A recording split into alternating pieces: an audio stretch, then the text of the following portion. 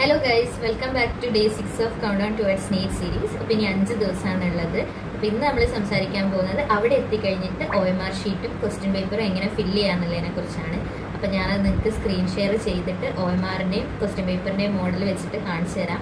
And പിന്നെ നിങ്ങൾ ശ്രദ്ധിക്കേണ്ട ഒരു കാര്യം എന്താണെന്ന് വെച്ചാൽ നമുക്ക് ലിമിറ്റഡ് ടൈമാണ് അതിന് കിട്ടുന്നത്. അപ്പോൾ നമുക്ക് പറ്റുന്ന അത്രയും ഫാസ്റ്റ് ആയിട്ട് എന്നാൽ കറക്റ്റ് പ്രിസൈസ് ആയിട്ട് ചെയ്യാൻ പഠിക്കണം. നമുക്ക് മിസ്റ്റേക്ക് ഒന്നും വരുത്താൻ പറ്റില്ല, ഡിസ്ക്വാളിഫൈ ആവാൻ ചാൻസ് ഉണ്ട്. അതുകൊണ്ട് ശ്രദ്ധിച്ചിട്ട് തന്നെ എന്നാൽ പെട്ടെന്ന് ചെയ്യണം. അപ്പോൾ നമുക്ക് എങ്ങനെ ചെയ്യേണ്ടതെന്നുള്ളതൊക്കെ വീഡിയോയിൽ നോക്കാം. അപ്പോൾ ഗൈസ്, ഇതാണ് നമ്മുടെ നീറ്റിൻ്റെ ക്വസ്റ്റ്യൻ പേപ്പർ. ഇത് നമുക്ക് കൈ കിട്ടുമ്പോൾ സീൽഡ് ആയിരിക്കും. ഇതിൻ്റെ ഉള്ളിലാണ് OMR ഷീറ്റൊക്കെ ഉണ്ടാവുക. അത് ഇൻസ്ട്രക്ഷൻ കിട്ടാണ്ട് തുറക്കാൻ പാടില്ല. അപ്പോൾ നമ്മൾ ആദ്യം ക്വസ്റ്റ്യൻ പേപ്പർ കൈ കിട്ടുമ്പോൾ തന്നെ ഈ ഫസ്റ്റ് പേജിൽ കൊടുത്തേക്കുന്ന ഇൻസ്ട്രക്ഷൻസ് നന്നായി വായിക്കുക. അതെല്ലാം വായിച്ച് മനസ്സിലാക്കിയതിന് ശേഷം നമ്മൾ ഇവിടെ കൊടുത്തിട്ടുള്ള ക്രെഡൻഷ്യൽസ് ഫില്ല് ചെയ്യണം. ഇതിലാദ്യം തന്നെ നമ്മുടെ പേര്, റോൾ നമ്പർ, പിന്നെ എക്സാമിനേഷൻ സെൻറ്റർ ആൻഡ് നമ്മുടെ ഇൻവിജിലേറ്ററിൻ്റെ സിഗ്നേച്ചർ, ഇത്രയും കാര്യങ്ങളാണ് ഇവിടെ ഫില്ല് ചെയ്യാനുള്ളത്. അത് അവിടെ നിന്ന് തന്നെ ചെയ്യുക. അത് കഴിഞ്ഞിട്ട് പിന്നെ നമ്മൾ ക്വസ്റ്റ്യൻ പേപ്പറിൽ ശ്രദ്ധിക്കേണ്ടത് എന്താ വെച്ചാൽ ടെക്സ്റ്റ് ബുക്ക്ലെറ്റ് കോഡും ടെക്സ്റ്റ് ബുക്ക്ലെറ്റിൻ്റെ നമ്പറും ഉണ്ട്. അപ്പോൾ ഇത് രണ്ടും നമ്മൾ ആദ്യം OMR ഓപ്പൺ ആക്കുമ്പോൾ തന്നെ അതുമായിട്ട് ക്രോസ് ചെക്ക് ചെയ്ത് വെരിഫൈ ചെയ്യണം. എന്നിട്ട് ഈ ടെക്സ്റ്റ് ബുക്ക്ലെറ്റ് നമ്പർ നമ്മൾ അതിന് തന്ന സ്പേസിൽ ഫില്ല് ചെയ്യാൻ വേണം. OMRൽ ആണ് ഗൈസ് നമ്മുടെ OMR ഷീറ്റ്. ഇതിലിവിടെ ആയിട്ടാണ് നമ്മൾ ടെക്സ്റ്റ് ബുക്ക്ലെറ്റ് നമ്പർ ഫില്ല് ചെയ്യേണ്ടത്. അത് കഴിഞ്ഞിട്ട് അതിൻ്റെ താഴെ തന്നെ നിങ്ങൾക്ക് കാണുന്ന പോലെ ടെക്സ്റ്റ് ബുക്ക്ലെറ്റ് കോഡും കൊടുത്തിട്ടുണ്ട്. അത് നമ്മൾ മാച്ച് ചെയ്ത് നോക്കുക.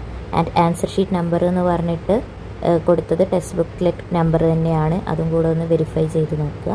പിന്നെ നമ്മൾ ബാക്കിയുള്ള ക്രെഡൻഷ്യൽസ് ഒക്കെ ഫില്ല് ചെയ്യുക. പിന്നെ നമ്മൾ ഈ ബാർകോഡ് ഒന്നും ടാമ്പർ ആവാണ്ട് ശ്രദ്ധിക്കണം. പെന്നിൻ്റെ മഷിയൊന്നും എവിടെയും സ്പ്രെഡ് ആവാണ്ട് ശ്രദ്ധിക്കണം. അപ്പോൾ അത്രയാണ് കേസ് നമ്മൾ OMRൽ ശ്രദ്ധിക്കേണ്ടത്. പിന്നെ നമ്മൾ ശ്രദ്ധിക്കേണ്ട കാര്യം എന്താ വെച്ചാൽ നമ്മൾ ആൻസേഴ്സ് ഫില്ല് ചെയ്യുമ്പോഴുള്ള കാര്യമാണ്.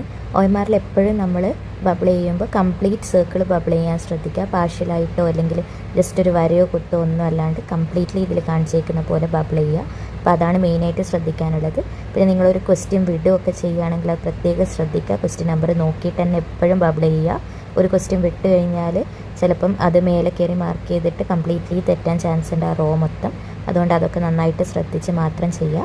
പിന്നെ നമ്മൾ ഈ ഫില്ല് ചെയ്യുമ്പോൾ എന്തെങ്കിലും ഒരു മിസ്റ്റേക്ക് വന്നാൽ, ഈ റോൾ നമ്പറോ അല്ലെങ്കിൽ ടെക്സ്റ്റ് ബുക്ക്ലെറ്റ് നമ്പറോ എന്തെങ്കിലുമൊക്കെ ഫില്ല് ചെയ്യുമ്പോൾ മിസ്റ്റേക്ക് വന്നാൽ ഡിസ്ക്വാളിഫൈ ആവാൻ ചാൻസ് ഉണ്ട്. പക്ഷേ നമ്മൾ എന്തെങ്കിലും മിസ്റ്റേക്ക് അഥവാ വന്നു പോയാൽ തന്നെ പെട്ടെന്ന് പാനിക്കായിട്ട് എക്സാം മൊത്തം കൊളാക്കാണ്ട് നിങ്ങൾ വൃത്തിക്ക് 2 to 5 ആ ടൈമിൽ ആ 3 hours വൃത്തിക്ക് യൂട്ടിലൈസ് ചെയ്ത് ആ എക്സാം മര്യാദയ്ക്ക് തന്നെ എഴുതുക. കാരണം നമുക്കറിയില്ല അത് ഡിസ്ക്വാളിഫൈ ആവുമോ ഇല്ലയോ എന്ന്.